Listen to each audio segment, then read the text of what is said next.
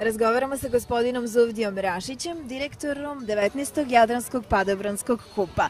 Recite nam nešto više o ovom padobranskom kupu u Baru. Jadranski padobranski kup je organizovan prvi put 1957. godine u Tivtu.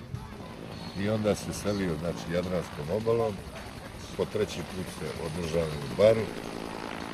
Prvi je održan 57. godine, to bi sad bio jubilej 50 godina Jadranskog padobranskog kupa. Bar se pokazao kao jedan domaćin. Mislim da smo mi vratili dobri rezultati i kvalitetom organizacijom ovog kupa.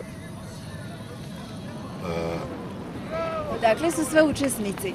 Učesnici su iz Rusije, Ukrajine, Srbije, ekipa reprezentacija Crne Gore, to bi bila reprezentacija, i onda ima klubskih ekipa, to su iz Banja Luke, Špiran Mugoša, Prijedor i jedna mješovita ekipa.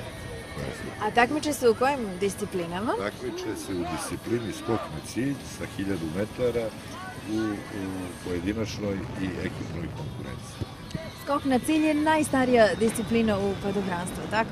Ona se računa u te klasične discipline, vremenom ih je bilo još mnogo, ali i dalje se skače kao na početku, od toga se ne odustaje.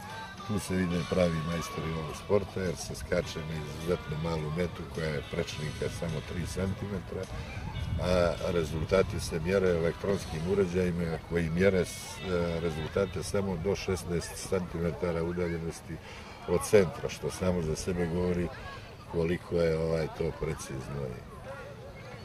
Kakvi su planovi za dalje?